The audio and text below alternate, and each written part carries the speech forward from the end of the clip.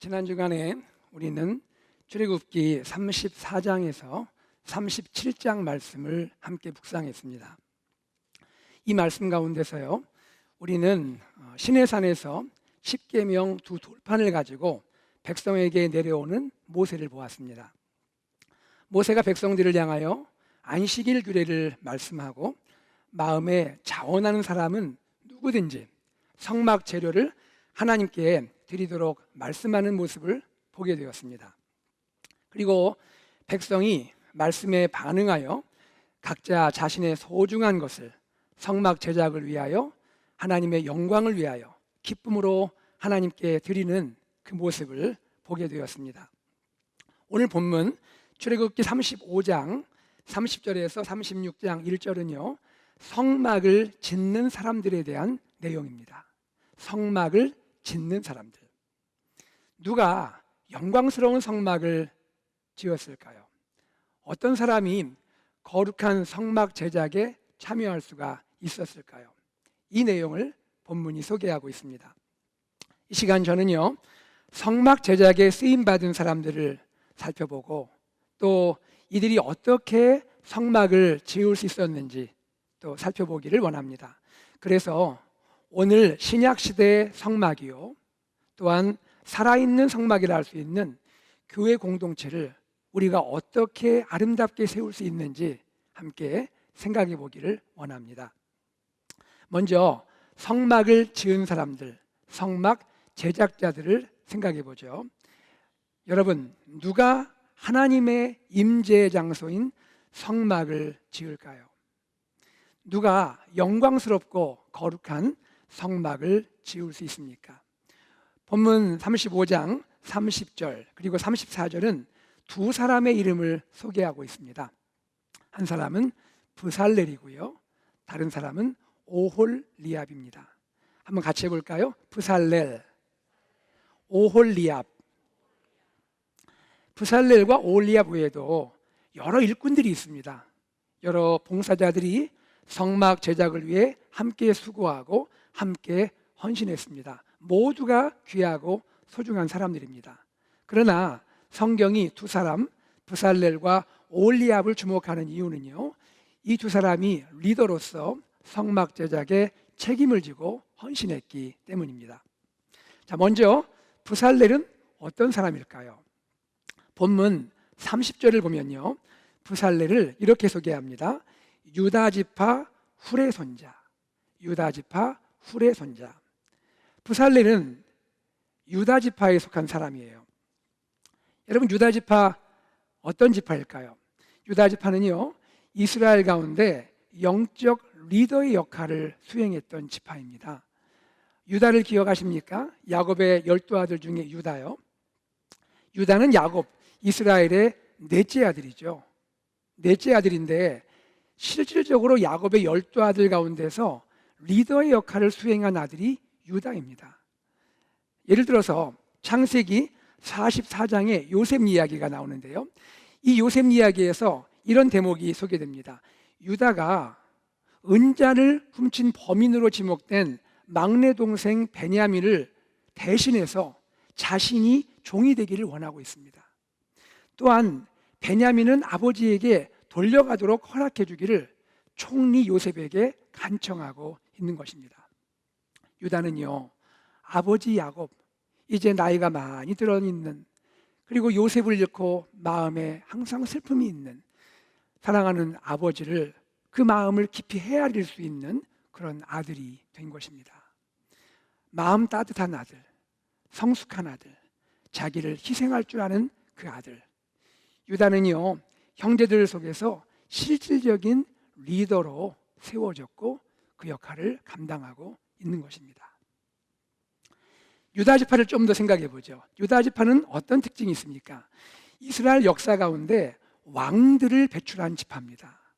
왕들이 유다 지파에서 나왔죠. 대표적으로 누가 떠오르세요? 다윗 왕이 있죠. 그리고 메시아 예수님이 유다 지파로 오십니다.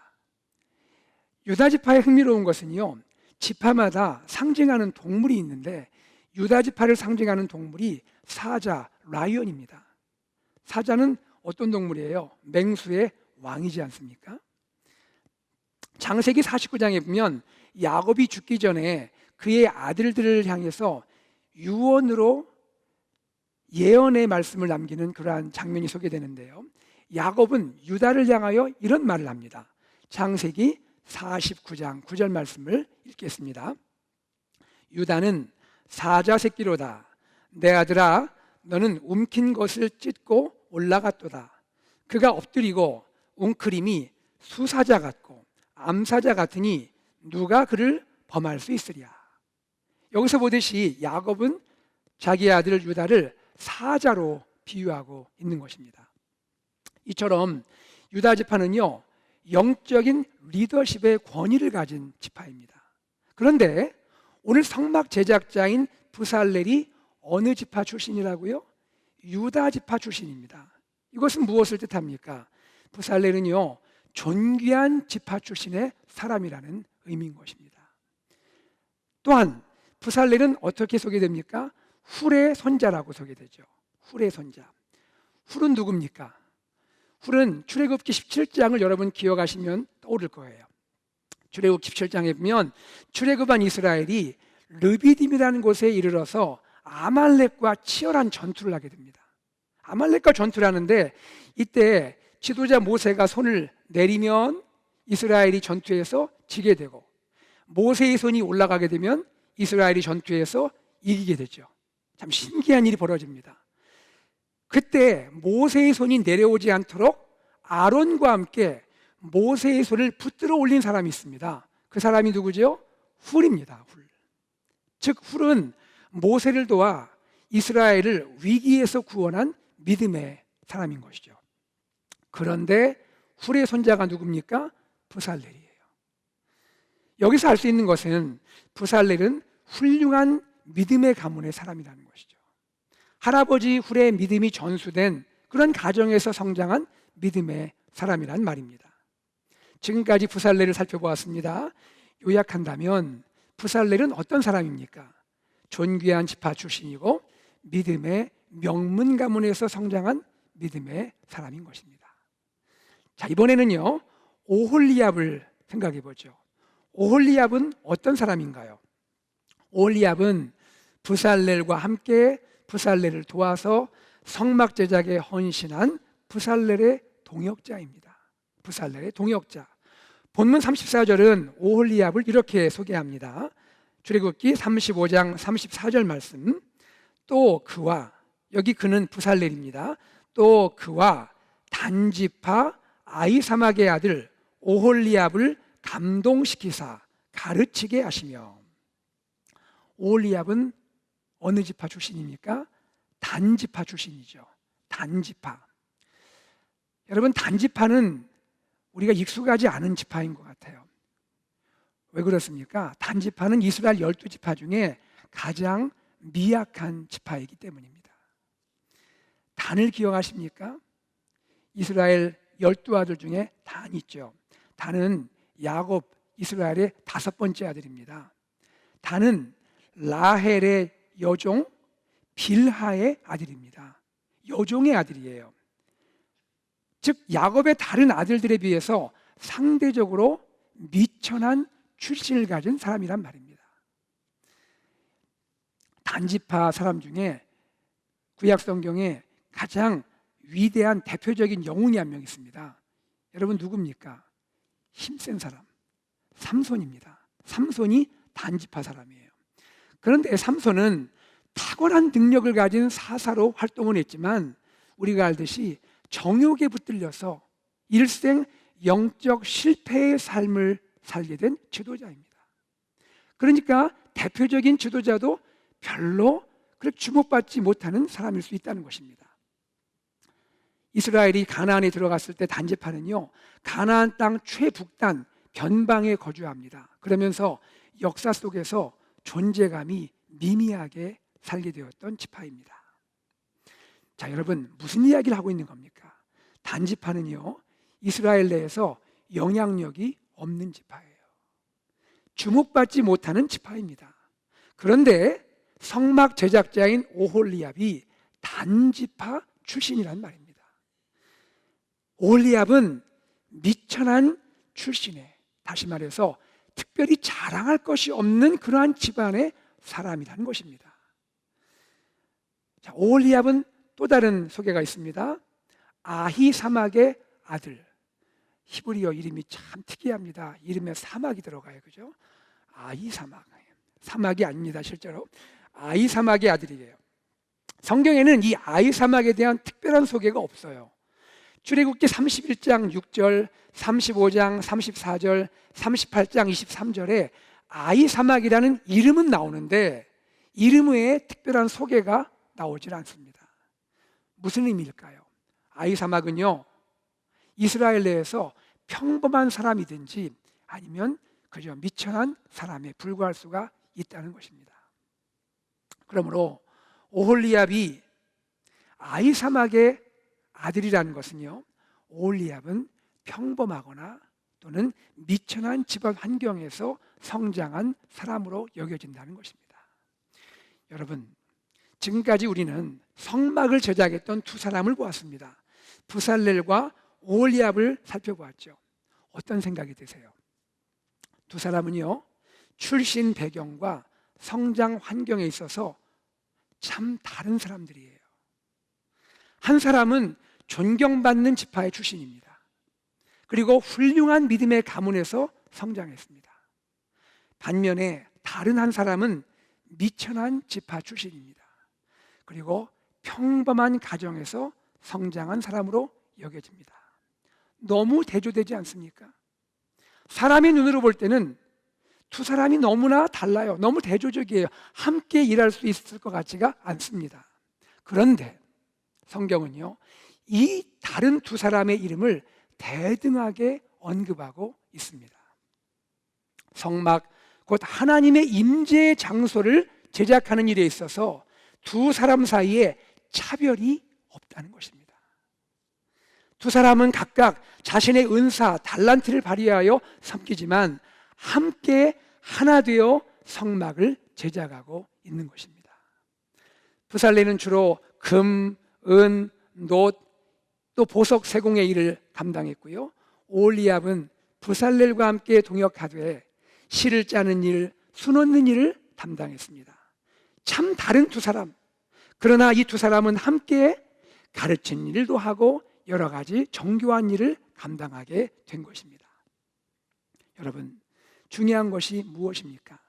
두 사람은 각자의 차이에도 불구하고 한 마음으로, 한 뜻으로 성막의 완성을 위해, 하나님의 영광을 위해 열심히 사역한 사람들이란 말입니다. 여기에서 깨닫는 진리가 무엇입니까? 하나님을 위한 사역에는요, 고귀한 자, 미천한 자, 특별한 사람, 평범한 사람, 차별이 없다는 것입니다. 누구든지 자신의 은사, 달란트를 가지고 자신의 역할에서 정성을 다하고 최선을 다해 주님을 섬기면 된다는 것입니다. 주님을 섬김에 따른 직분, 역할, 책임에는 차이가 있겠죠. 그러나 하나님 앞에서는 근본적으로 차별이 없는 것입니다. 더욱이 인간적인 조건이나 세상적인 기준에 의한 차별이 없는 것입니다. 바로 이것은 하나님의 백성, 믿음의 공동체가 경험하는 섬김의 원리이고 헌신의 원리인 것을 믿으시기를 바랍니다. 지금부터 2000년 전, 3000년 전에 고대 세계, 고대 사회를 한번 생각해 보세요. 지금 같은 시대가 아니죠. 2000년 전, 3000년 전 그런 시대입니다. 그 당시에는요, 신분이나 환경으로 인해서 사람들이 차별을 당했습니다. 그것이 정당화되었습니다.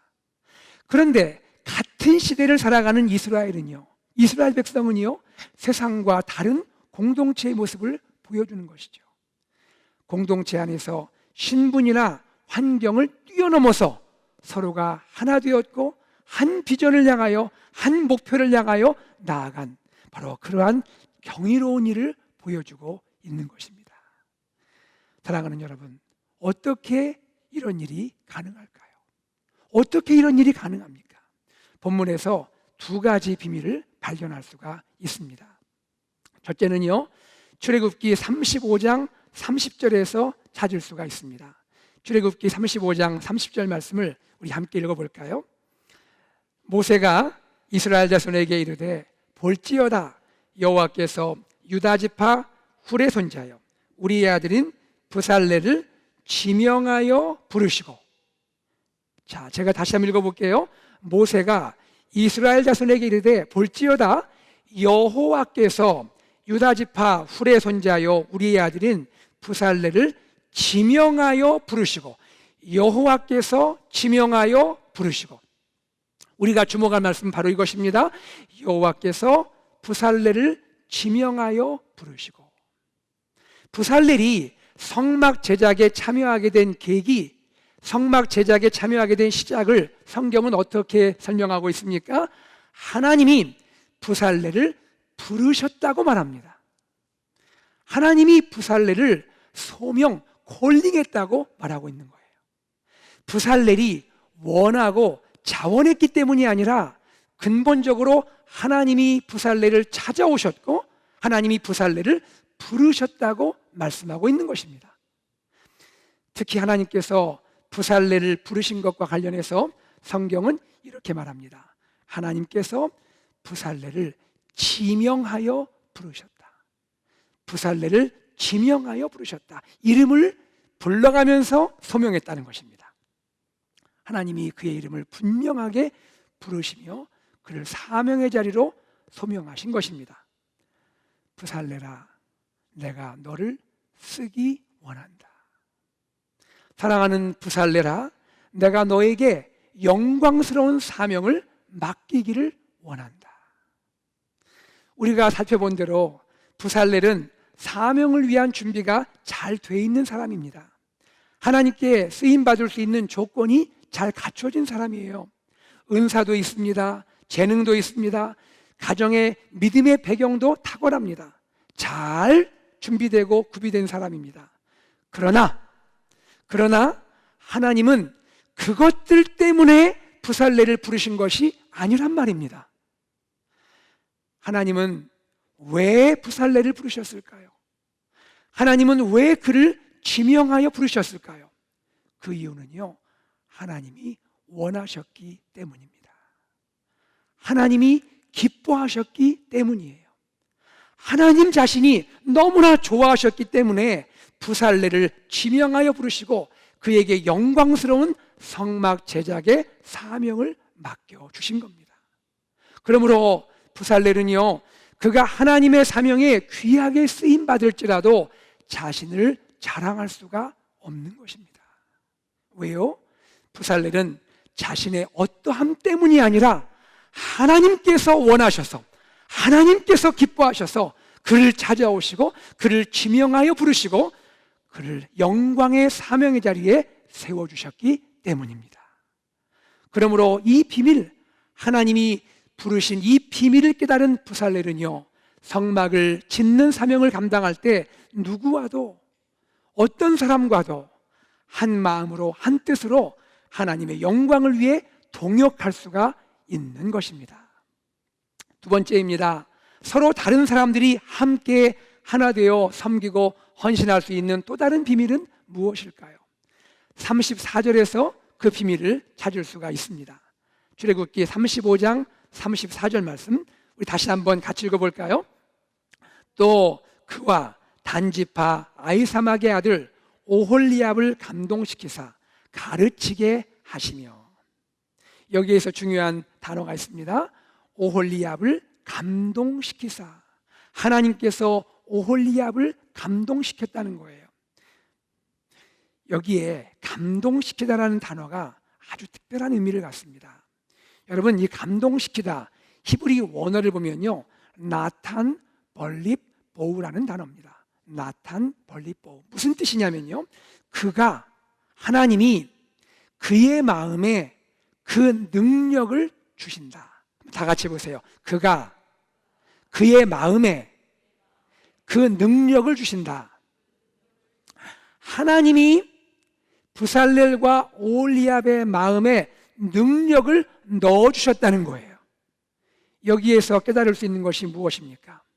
성막 제작, 즉 하나님의 영광의 사명은요, 사람의 자연적인 재능이나 기술로 이루어지는 것이 아니라는 것입니다. 물론 하나님은 사람들의 재능과 기술을 사용하시죠. 그러나 근원적으로 하나님은 누군가를 부르시고 누군가에게 귀한 사명을 맡기실 때 하나님께서 그의 마음에 하나님의 능력을 넣어주신다는 거예요. 하나님의 영광의 일을 감당할 수 있도록 하나님의 능력을 그 마음에 공급해 주신다는 것입니다. 그러므로 부살렐과 오홀리압이 자신들의 재능과 기술을 가지고 땀 흘려 수고하지만 이것은 귀한 일이지만 그러나 그 수고가 가능할 수 있는 것은 하나님이 이들의 마음에 하나님의 능력을 공급하셨기 때문인 것입니다. 그렇기 때문에 부살렐과 오홀리압은 하나님께 겸손할 수밖에 없는 것입니다.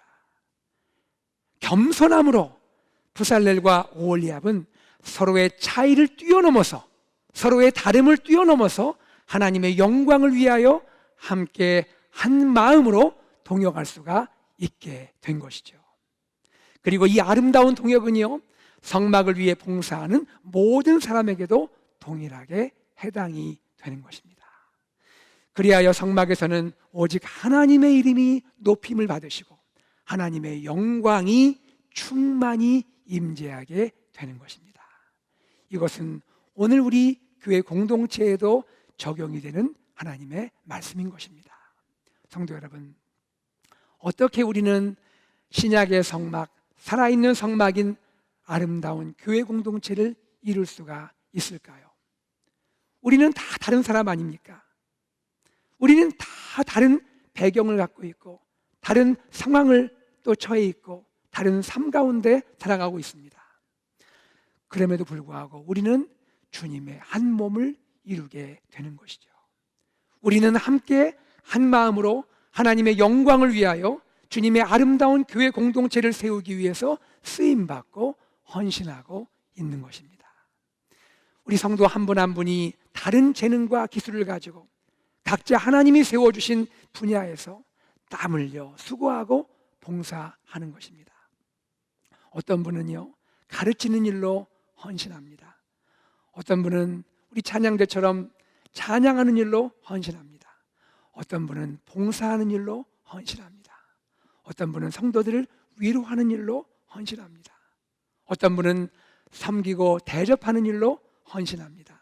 어떤 분은 전도의 일과 선교의 일로 헌신합니다. 그리고 어떤 분은 예배를 위해 준비하고 섬기는 일로 헌신하게 되는 것이죠. 그리고 이외에도 보이지 않는 영역에서 아름다운 헌신으로 수고하며 교회 공동체를 세워가는 동역자들이 많이 계시는 겁니다. 여러분, 저는 이렇게 믿고 생각합니다. 우리 교회는요, 참 아름다운 공동체입니다. 아멘입니까? 우리 교회는 참 아름다운 공동체예요. 감사한 것은요, 성도 한 분 한 분이 다 그러한 다른 분들인데도, 다른 분들이 섬기는데도 아름다운 하나됨을 이루게 된다는 것입니다. 여러분, 영어로 이런 말이 있습니다. Diversity in unity. 그리고 또는 unity in diversity. 무슨 말입니까? 하나됨 안에서의 다양성, 다양성 안에서의 하나됨입니다. 이것이 성경이 가르치는 다양성과 하나됨의 원리입니다. 세상과 구별되는 하나님의 백성이 경험하는 성경의 원리인 것을 믿으시기를 바랍니다. 우리의 하나됨, 우리의 다양성 안에서 우리의 이름이 드러나는 것이 아니고 오직 우리의 공동체 안에서 하나님의 이름이 높임을 받게 되는 것입니다. 그리하여 하나님의 영광이 우리 AKC 믿음의 공동체 안에 충만하게 될 줄로 믿습니다. 여러분, 어떻게 이것이 가능하다고 했습니까? 부살렐과 오홀리압에게서 본 것처럼 그것은 하나님의 영광스러운 일에 우리를 지명하여 부르신 하나님의 은혜가 있기 때문이고요, 하나님이 내 마음에, 우리 마음에 능력을 공급해 주셨기 때문인 것입니다. 이 진리와 은혜를 우리 모두 함께 고백하고 함께 인정하고 함께 순종할 때 우리 AKPC 공동체가 하나님 앞에서 아름답게 세워지는 공동체가 될 줄로 믿습니다. 그러면 어떻게 주님의 몸된 교회를 계속해서 아름답게 이루어가고 세울 수가 있겠습니까? 우리는 부살렐과 오홀리압을 통해 세 가지 사역의 핵심 원리를 찾게 됩니다. 세 가지 원리. 첫째는요, 하나님의 영에 충만해야 합니다. 하나님의 사역을 감당할 때 하나님의 영에 충만해야 돼요. 성령에 충만해야 합니다. 출애굽기 35장 31절 말씀을 읽겠습니다. 하나님의 영을 그에게 충만하게 하여 지혜와 총명과 지식으로 여러 가지 일을 하게 하시되, 구약의 성막을 짓는 사람, 오늘 신약의 교회를 세우는 사람 모두 나의 생각과 나의 의지에 붙들리지 말고 오직 하나님의 통치를 받아야 하는 것입니다. 두 번째 핵심 원리는 무엇입니까? 지혜로운 마음으로 사역을 해야 합니다. 하나님의 지혜와 총명으로 사역을 해야 하는 것입니다. 출애굽기 35장 35절 앞부분 같이 읽어볼까요? 지혜로운 마음을 그들에게 충만하게 하사 여러 가지 일을 하게 하시되. 지혜로운 마음이 나왔죠. 이어서 36장 1절 앞부분입니다. 부살렐과 오홀리압과 및 마음이 지혜로운 사람 곧 여호와께서 지혜와 총명을 부으사 성소에 쓸 모든 일을 할 줄 알게 하신 자들은 구약의 성막을 짓는 사람이든 신약의 교회를 세우는 사람이든 사람의 방법이나 전략이 아닌 오직 하나님 주시는 지혜와 총명으로 사역해야 하는 것입니다. 마지막 세 번째 사역의 핵심 원리입니다. 하나님의 말씀대로 사역을 해야 합니다. 하나님의 진리의 말씀에 따라 사역을 해야 하는 것입니다. 출애굽기 36장 1절 뒷부분입니다. 모두 여호와께서 명령하신 대로 할 것이니라. 모두 여호와께서 명령하신 대로 할 것이니라. 구약의 성막을 짓는 사람이든 신약의 교회를 세우는 사람이든 세속적인 인본주의 사상이나 철학이 아닌 하나님의 영원 불변한 진리의 말씀을 따라 사역해야 할 줄로 믿습니다. 이 세 가지 사역의 원리, 성령 충만함으로 하나님의 지혜와 총명으로 그리고 하나님의 말씀에 순종함으로 이 세 가지 사역의 핵심 원리를 따라 순종하고 섬길 때에 구약의 성막이 완공되었습니다. 마찬가지로 우리가 성령 충만함과 하나님의 지혜와 총명으로 그리고 하나님의 말씀에 순종함으로 우리가 주님의 몸된 교회를 섬길 때에 주님께서 우리 교회 AKPC를 아름다운 공동체로 세우실 줄로 저는 확신합니다.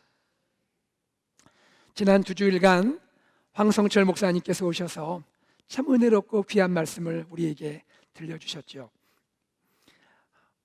황 교수님 이야기를 제가 좀 하고자 합니다. 황 교수님과 저와의 만남을 좀 나누고자 합니다. 제가 총신대학교 신학대학원 공부하던 시절에 황 교수님과 첫 번째 만남이 이루어지게 되었습니다.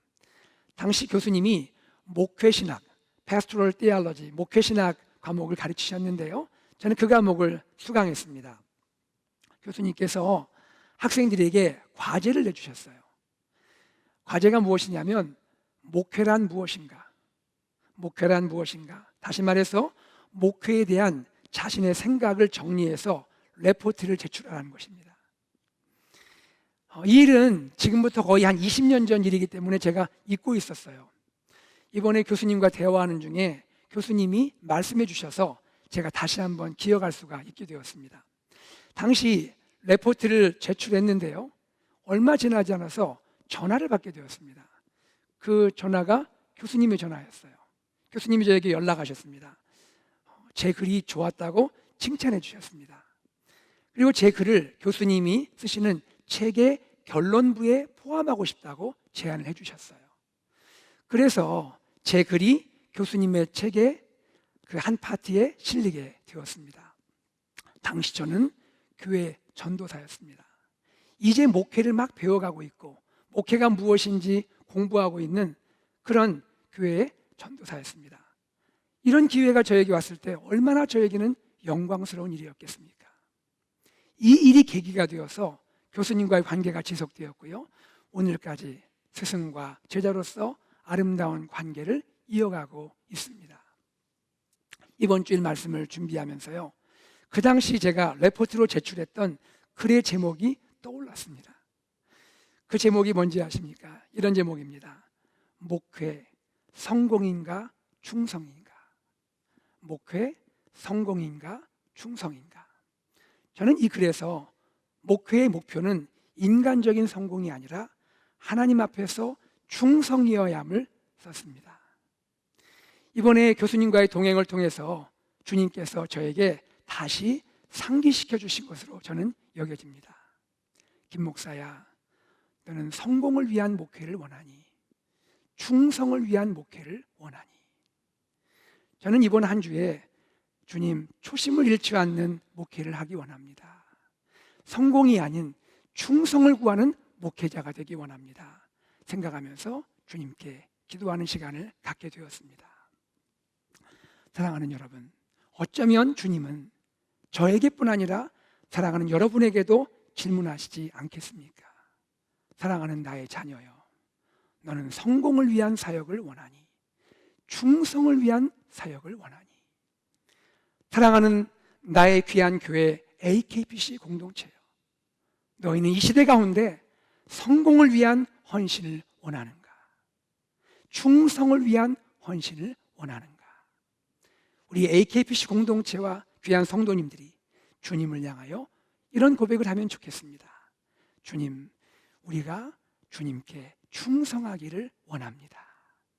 세상의 성공이 아닌 나를 위해, 우리를 위해 십자가 지신 주님을 위해 충성하기 원합니다. 말씀을 맺겠습니다.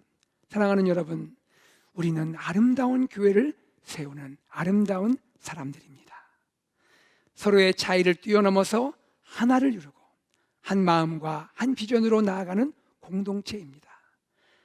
성령님께 붙들리고 하나님의 지혜와 총명이 가득하고 하나님 말씀의 순종으로 나아갈 때 우리 교회가 아름다운 공동체로 세워줄 줄로 믿습니다. 오늘도 각자의 자리에서 주님의 몸된 교회를 아름답게 세워가는 우리 귀한 성도님들 되기를 간절히 소망합니다. 우리 주님 다시 오실 그날까지, 주님 다시 오실 그날까지 십자가 사랑으로 우리 이웃과 열방을 향해 나가는 우리 AKPC 귀한 공동체가 되기를 주 예수 그리스도의 이름으로 축복합니다. 아멘. 우리 시간 말씀을 기억하며 우리 주님께 찬양을 드리기를 원하는데요, 찬양의 내용은 이러합니다. 주님, 우리를 사용하여 주옵소서. 주님, 나를 사용하여 주옵소서. 나에게 소원이 있고 우리에게 소원이 있습니다. 주님 다시 오실 그날까지 우리 가슴에 새겨진 주님의 십자가 사랑 붙들고 십자가 사랑으로 나의 교회를 사랑하기를 원합니다. 우리 교회를 위해 헌신하고 수고하기 원합니다. 우리 교회를 통하여 많은 이웃들, 상처 입고 아픔 있는 이웃들, 주님이 필요한 이웃들, 열방을 향하여 주의 복음과 사랑을 증거하는 교회 되기 원합니다. 우리 이 마음으로 주님을 찬양하겠습니다.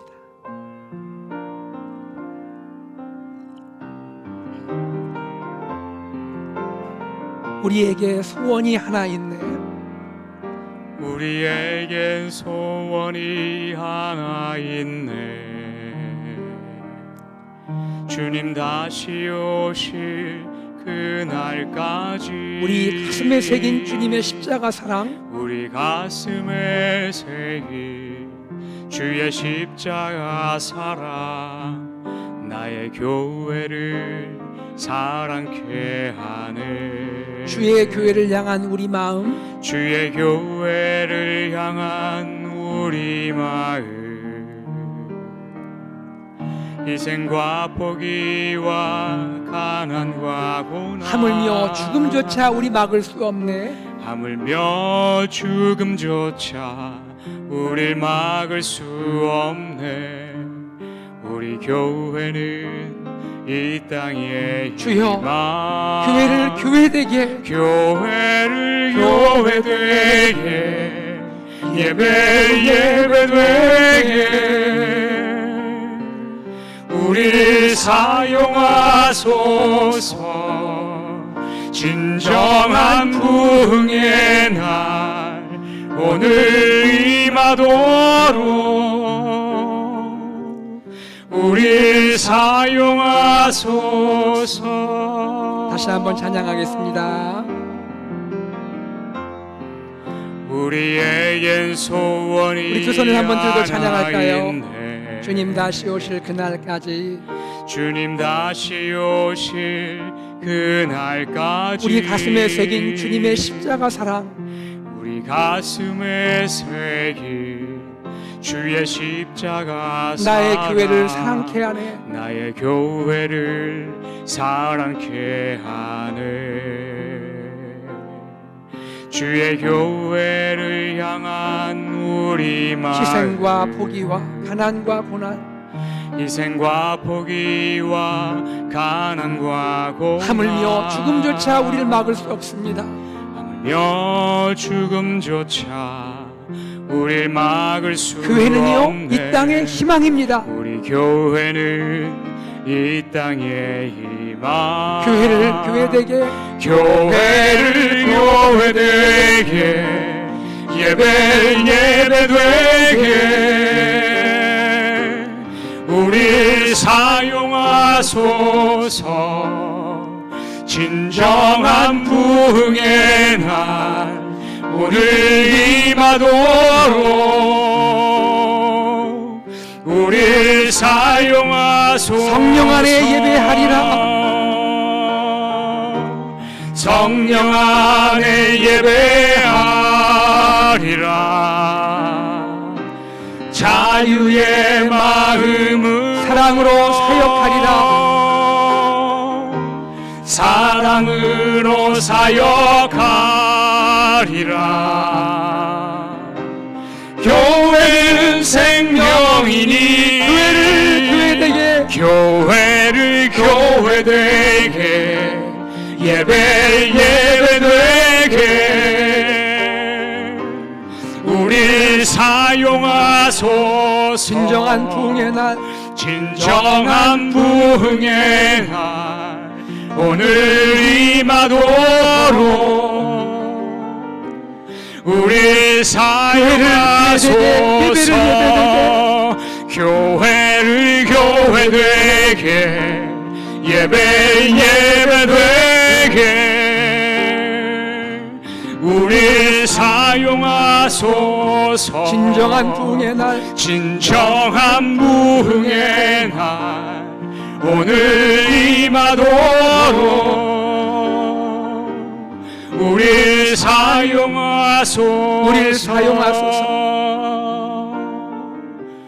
우리를 사용하소서. 우리를 사용하소서. 주님, 우리를 사용하소서.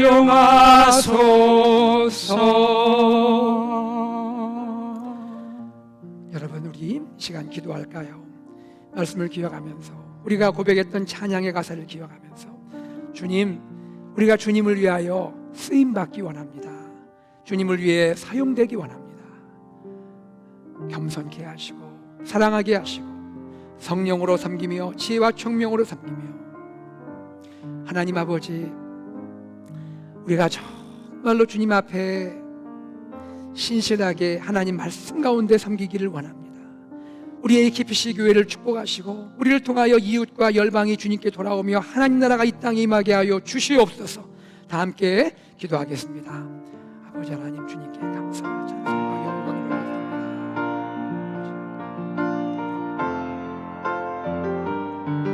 아버지 감사합니다. 하나님 아버지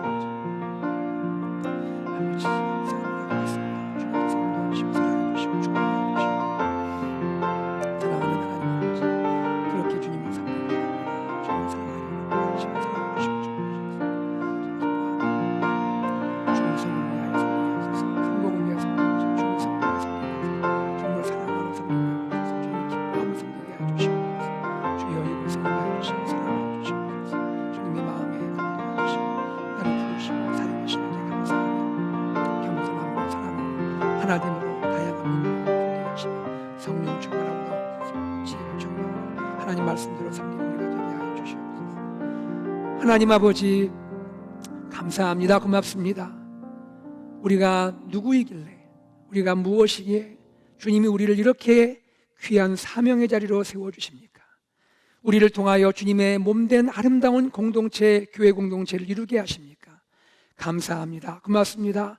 우리의 허락하신 탤런트와 은사를 발휘하여 주님을 잘 섬기게 하시고 성도들을 세워가게 하시고 교회 공동체를 잘 세우도록 은혜 허락하여 주시옵소서. 성령 충만함으로 하나님의 지혜와 총명으로 주의 말씀 가운데 섬기는 우리 모두가 되게 하여 주시옵소서. 예수님의 이름으로 기도드리옵나이다. 아멘.